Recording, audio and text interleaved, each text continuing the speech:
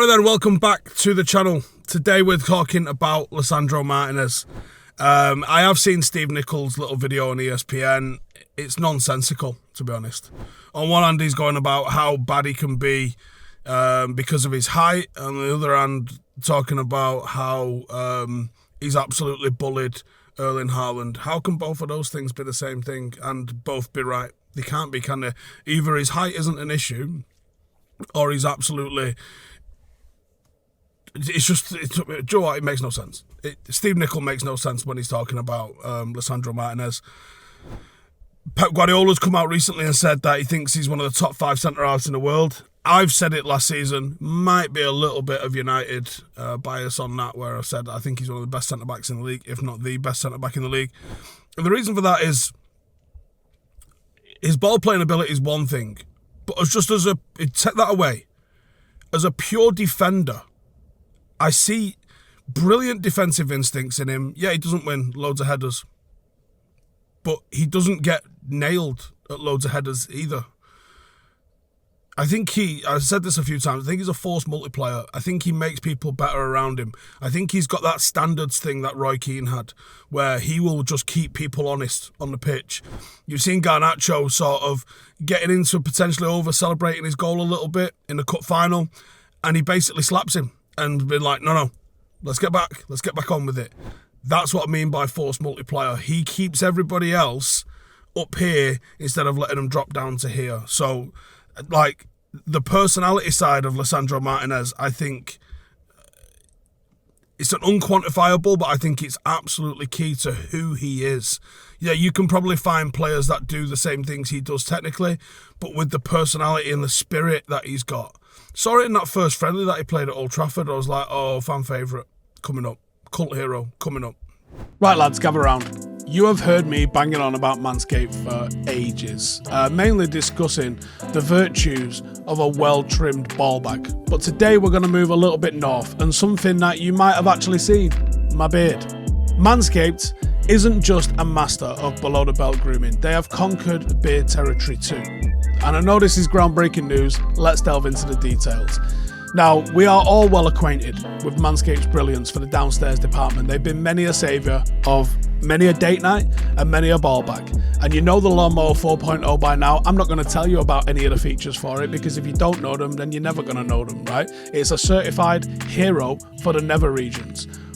But they're here for the beards now as well, and they've got the beard hedger. It is a cordless miracle worker that is both tough and gentle. It takes down facial forests in a single stroke. It's got 20 different lengths of settings. It gives you the power to totally customize your beard without cluttering up the bathroom and having a million different attachments. Now, they've also got another member of the band, and it's the Handyman. That is a dual-sided foil razor that has got your back, whether it's your face, whether you're going clean shaven or just tidying up a little bit around the neck. It is the epitome of comfort in the shaving world, and it's got a seamless and nick-free experience. So listen, if you want to give your beard the VIP treatment that it absolutely deserves, get over to manscaped.com, use a special code Howson. You're going to get 20% off and free shipping. And while you're grooming the jewels, let's not neglect the crown. With Manscaped, who said beauty had to be a pain? Let's keep it neat and tidy, top to bottom. We missed him this season. He only featured 14 times for us. But there's been some massive performances in the times that he has been available. And it feels like a case of what might have been, actually, this season if Lisandro Martinez had been available for us for the whole season. And that's something that we have to see next season. He's got to take all summer, correctly really rehab every single issue that he's got, and be ready to absolutely destroy next season, and hopefully not pick up if he can play 38 league games next season, I'll be very, very happy. Having him and Varane together for a full-on last dance in the FA Cup final was awesome. Not just because of what Varane's achieved in his career, but I'm talking about from what they play like when they're together. And obviously we got that in the FA Cup final. We saw the difference between those two and all of the other 705 centre-half partnerships that we've had to endure this season. We missed him so much that we had to change our entire way of playing out in his absence. That's how pivotal he is to Manchester United. And without Lisandro, our build-up process becomes a little bit of a tap to another player inside the 6-yard box, hope there's a little bit of movement ahead of the ball. If there's not, we go back to Onana and we send it. That's our strategy. When Lisandro's on the pitch, we'll play out. Now, it feels a little bit simplistic to say, but that's sort of what we've been seeing with him. And the stats tell the story a little bit. His per 90 stats are a bit skewed due to the lack of appearances, but it highlights the quality that shows itself when Lisandro Martinez plays. He's in the 97th percentile for per 90 assists as a defender, as well as 95th percentile for pass completion, which, there's so many teams that hold the ball in their defence as possession teams. Like Liverpool used to do this for the longest time. They didn't hold any possession within their midfield, and they held it all in their defence, and they pushed up right up to the halfway line, and then they just sat there passing it between Van Dijk and whoever else was centre-half alongside him. United don't really do that, ever, actually. So him being in the 95th percentile of pass completion, he's had to take a little bit of work to be able to get there to do that. He's also in the 84th for progressive carries. He's in the 92nd for successful take-ons, and he's in the 88th for successful blocks per 90. He's already an accomplished player. He's already lifted 2 trophies with Manchester United. He's got a cabinet that's got the World Cup in it. It's got a Copa America in it. He's got 2 Eredivises, a Dutch Cup, Dutch Super Cup. He got a Player of the Year award at Ajax. And you're looking at a man that is integral to trophies. Whether or not Argentina dropped the ball, and I think they really did, because I think he was better than what was being played ahead of him. But he's an integral part to trophies that he's won, and he's already won quite a lot. And I think the spirit that he plays with, we've missed this.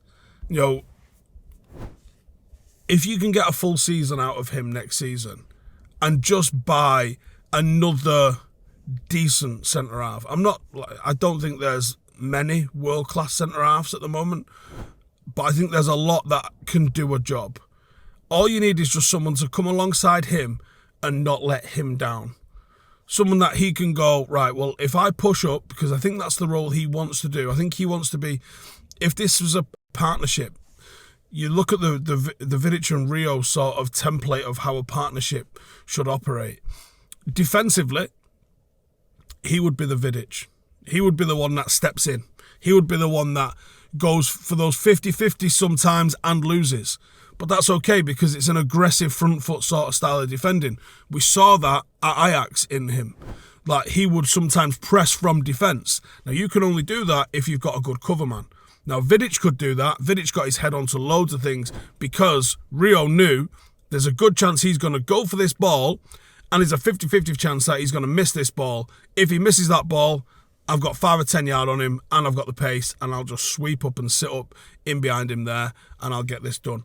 And that's what Rio did, and that's what made them such a deadly partnership, is because they had different traits, and they knew how to utilise those for the best of the team. And then offensively, Rio would be the one that would step out and play the ball, and a little bit like what Martinez does. So Martinez is like a 5'9" version of both of them in different ways, if you like. So you need someone that's going to be good alongside him. Now, I would say it's got to be someone 6'1" plus because of his height. Because if you have 2 centre-halves that are like 5'0", that can be a problem. One centre-half you can get away with if you've got height elsewhere in the team. Otherwise, you're going to start getting bullied at set plays. You're going to see the likes of Newcastle with big Dan Burn-looking fuckers just all over you. So you don't need that. What you need is another centre-half. So just one more centre-half, just a decent one. And people always go, well, who's that centre-half? Listen, I've done how many videos? There's probably half a dozen people who fit that centre-half profile. From Todibo to Danso to just go list them off. They're all there. I don't hate the Mark Gay rumours. I'll be honest with you. I don't hate those rumours because I think he's a real classy footballer.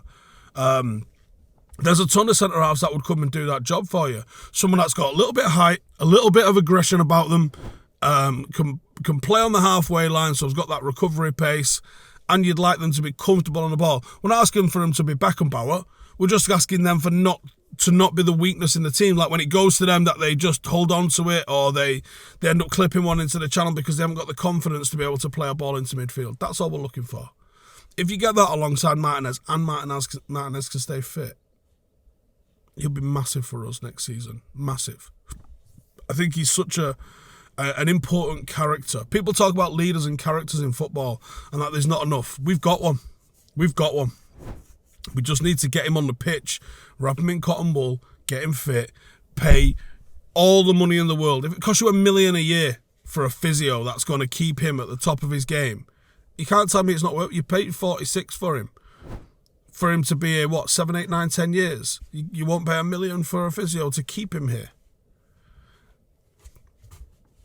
Keep him fit, keep him happy, keep him in the pitch, and you'll keep seeing the trophies coming in. And they'll be the ones that we really, really want, actually. The Premier League, the Champions League.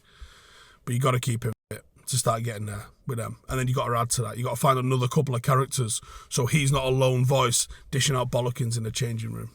It's hard to do, but it'd be worth it if you do. Let me know your thoughts on Martinez in the comments. See you in the next one. Hey, thank you for watching the video. If you are new around these parts, then don't forget to subscribe. My channel is proudly supported by my community on Patreon. If you'd like to get a little bit of extra content, a Discord group, meetups, five-a-side games, weekly podcasts, behind the scenes, and even an occasional bit of transfer news as and when I get it, then for the price of a pint, you can show your appreciation for the content that we make and get some goodies for doing so as well. Check the link in the description or click the button right here. You'll also find all of my socials here too if you want to follow me on any of those platforms. Nice one.